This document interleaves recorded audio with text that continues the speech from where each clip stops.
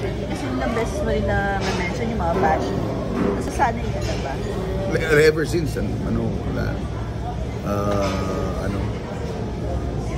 Sanay naman. Hindi naman na ako. Hindi ka na na-apektuhan.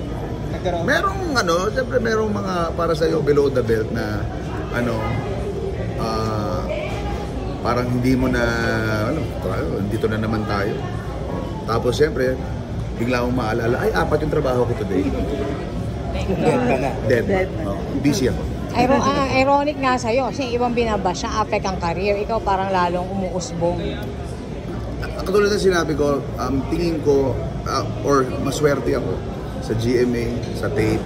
Kasi nung tinanong ako ng tape, kung gusto ko kung willing ako mag-host sa Itbulaga, isa sa tanong ko, uy, basta ko ngayon, okay ba sa inyo? Eh di, sabay-sabay natin. Sabi ni Kuya John Halosos, sabay-sabay natin harapin.